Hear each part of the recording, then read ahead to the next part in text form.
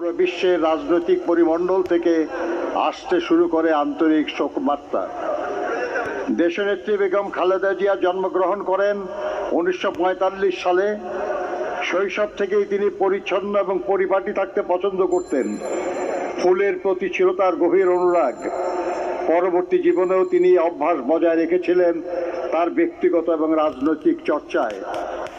তাই তার রাজনীতিও ছিল নিজের মতোই সৌন্দর্যমণ্ডিত।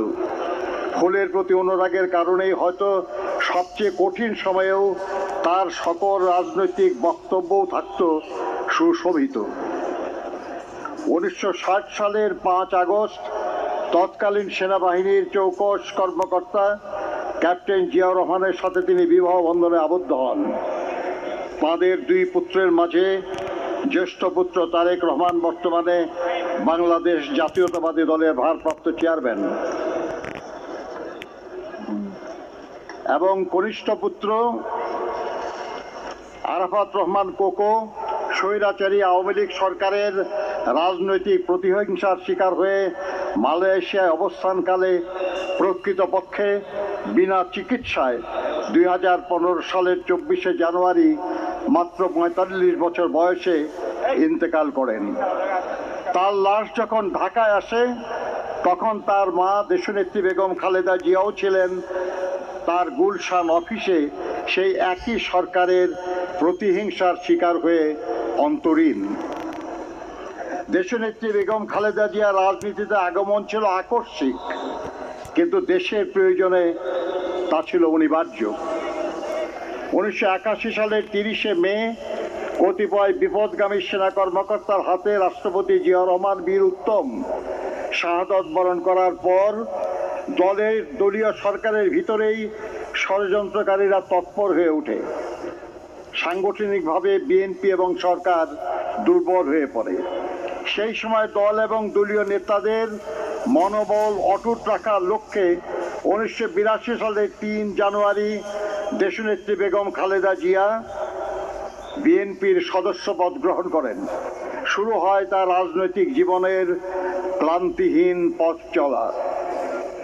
ক্রমশ দলের প্রতিষ্ঠাতা স্ত্রী হয়েও দলের গঠনতন্ত্র সমুন্নত রেখেও তিনি দলের ভাইস চেয়ারপারসন, ভারপ্রাপ্ত চেয়ারপারসন, তারপর দলীয় কাউন্সিলে নির্বাচিত চেয়ারপারসনের দায়িত্ব গ্রহণ করেন।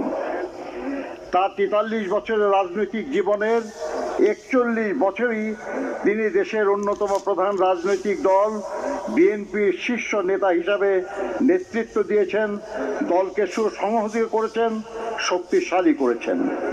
দীর্ঘ 9 বছর স্বৈরাচারী এরশাদের বিরুদ্ধে অবিরাম লড়াই করে 1991 সালে অবাধ সুষ্ঠু নির্বাচনের মাধ্যমে বিএনপিকে পুনরায় রাষ্ট্র ক্ষমতায় অধিষ্ঠিত করেন তিনি। জাতির কাছে তিনি পান আপোষহীন দেশনেত্রীর মর্যাদা।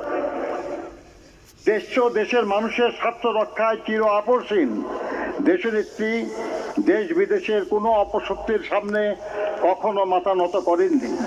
কোনো প্রলোভন, কোনো ষড়যন্ত্র বা হুমকি তাকে তার জীবনের সেই দিন অবধি আপোষের পথ বেছে নিতে বাধ্য করতে পারেনি। তিনি বরাবর থেকে গেছেন দেশের মানুষের পাশে। তিনি বলতেন, বিদেশে আমাদের বন্ধু আছে, প্রভু নেই। জনগণের কল্যাণে গ্রহণ করেছেন একের পর এক যুগান্তকারী সব কর্মসূচি। উন্নয়ন ও সমৃদ্ধি অর্জনে তার সাফল্য বাংলাদেশকে বিশ্ব চিনেছিল ইমার্জিং টাইগার হিসাবে। জনগণের ভালোবাসায় সিক্ত হয়ে প্রধানমন্ত্রী নির্বাচিত হয়েছিলেন 3 বার। প্রতিটি জাতীয় নির্বাচনে একজন ব্যক্তি যতটি আসনে প্রতিদ্বন্দ্বিতা করতে পারে তিনি তা করেছেন, এবং নির্বাচনে 5টি করে, এবং শুধু 2008 সালে 3টি আসনে প্রতিদ্বন্দ্বিতা করে সব কয়টি আসনে বিজয়ী হয়েছেন তিনি। জনগণের প্রকৃত সমর্থনে এবং বিপুল ব্যবধানে নির্বাচনে পরাজয়ের গ্লানি তাকে স্পর্শ করতে ব্যর্থ হয়েছে বারবার।